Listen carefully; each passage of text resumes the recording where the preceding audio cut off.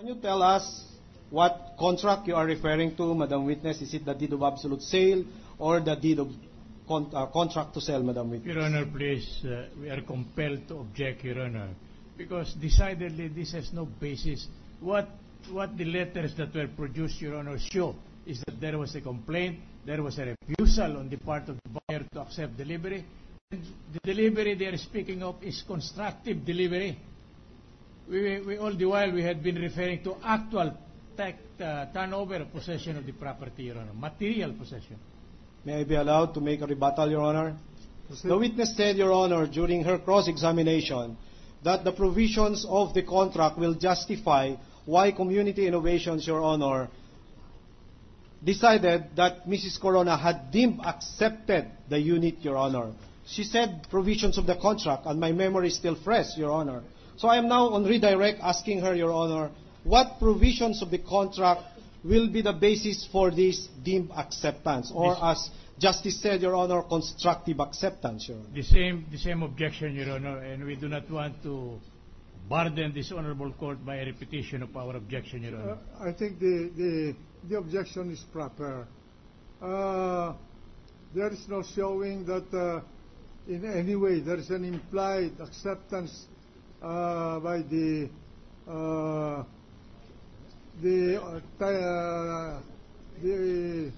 buyer with respect to the issuance of the car, the issuance of the title, and everything is just the act and supposition of the selling party. So I have to sustain the objection. We submit, Your Honor, and we have no further redirect, Your Honor. Okay. No recross, Your Honor. Mr. President. Let us dispose the witness first. Yes, we were about to. But Mr. there's President, there are two members of the court who wish to pose questions to the panels and also to the witness. So may we recognize Senator Francis Escudero and Senator Franklin Drilon in that order, Mr. President, and then Senator Francis Pangilinan and Senator Pimentel. Senator Escudero has the floor. Thank you, Mr. President. I'll be very brief. Ms. Joseph, tama po ba ako pag sinabi ko na yung sequence ng events, negotiation para bilhin ng isang unit o bahay, tapos contract to sell, tama po ba? Opo. Tapos deed of sale? Opo. Tapos car? Yes, sir. Tapos CCT o TCT? Yes, sir. Tapos turnover? Tapos acceptance? Ganun po ba yan? Yes, sir. Yeah, yes, sir. So the final act is acceptance? In this case, sir, yes. Pag tinanggap na yung unit, tapos na, wala na kayong kailangan pag-usapan, bahala na siya sa buhay niya? Yes, sir. Mr. President, that's all for the witness actually, but may I ask, with the leave of the presiding officer, just to put in proper place and perspective what both sides seem to be, well, they seem to be trying to imply or prove, para lang maintindihan din natin at nung mga sumusubaybay nito. Tama ba na ang teorya ng prosecution, attorney?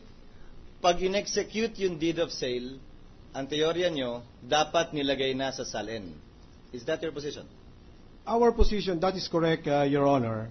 Tama po yun, dahil ang deed of absolute sale, ayon po sa ating Kodigo Sibil, yes, ay naitatransfer na po ang ownership pag mayroong public instrument delivering the property, and that is called constructive. So that is your theory? Yes, Your Honor. I presume the theory of the defense is acceptance, as you have been trying to harp on. Oh yes, Your Honor. Definitely yes, because it is a statement made under oath by the declarant, Your Honor. Mr. President, I don't want to belabor that point and cause the parties to argue really. May I ask that they submit a memorandum on the matter so that we can hear, so that we can get their position on this, because it seems that this is a continuing line of questioning for both the prosecution and the defense. And this the is date of the sale and the date of the acceptance. Can we get authorities to support? Yes, Your Honor. I am ready to cite, Your Honor, the authority, Your Honor. Willingly, Your Honor. Wait a minute. No, just to submit a memorandum, Mr. President. This is so ordered. This Thank is you, a Mr. question of law, and so the parties are required to submit the respective memorandum to convince this court which side is the correct side. Thank you, Mr. President. That would be all, Mr. President. So ordered. Thank you, Your Honor. Senator Drilon, Mr. President. Senator, the gentleman from Iloilo has the floor. Madam Witness, hindi ka naman Madam Witness eh. Madam Witness, yung susi ng apartment saan? Yung susi ng apartment 31B. Right now, I am not aware, sir. Right now, Okay. Yung susi ba kinuha na ng mga corona? Sa hawak na ba na yung susi? as far I know, sir, they are. Huh? As far as I know, sir, they are already in possession of the unit. As far as you know, they are already in possession of the unit. Yes, sir. Would you know when they had possession of the unit, per your recollection?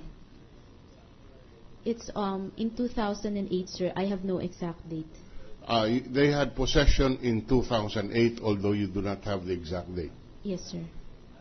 Now, you know, I'd like to seek the help of both prosecution and defense. I've been trying to look at these exhibits on the SALN. Saan po ba rito yung unit na pinag-uusapan natin? Saan, ano bang, what is the description?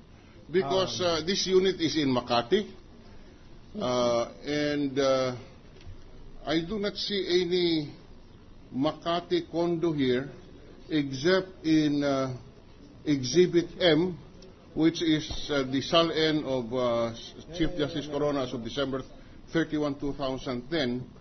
And this is the first time that there is an entry condo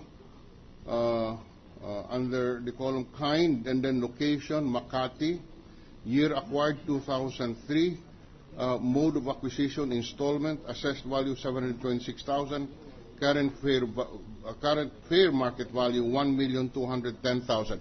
Ito po ba yung ating pinag-uusapan? Alin ba ditong condominium ating pinag-uusapan dito? We confirm, Your Honor, for the prosecution that this is the condominium unit, Your Honor. The number 3 entry in the statement of assets and liabilities as of December 31, 2010, marked previously as Exhibit N for the prosecution, Your Honor.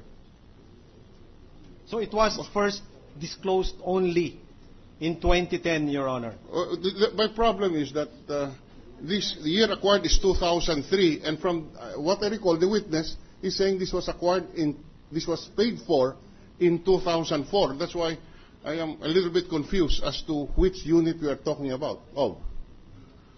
So this is the unit. Is this the unit which the witness described as acquired or purchased in 2004?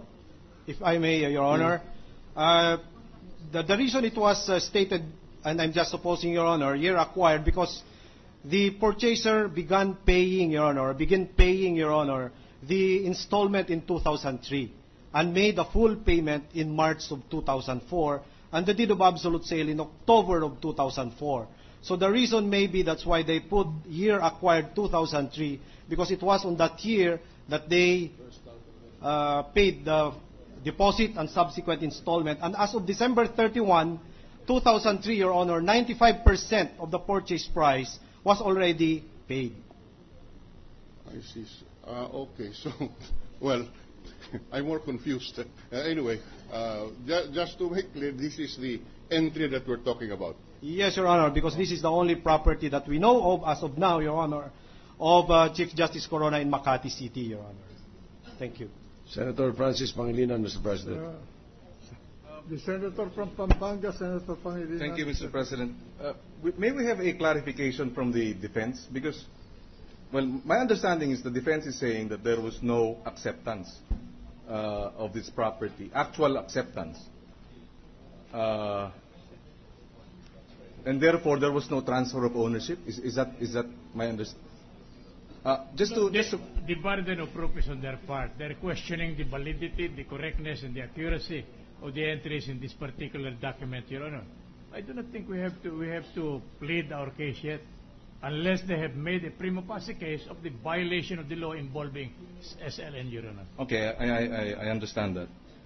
And therefore, well, just as a clarification, the condo unit, this is, you may or may not reply, Justice Cuevas. No? So it is just my understanding, therefore, that the condo unit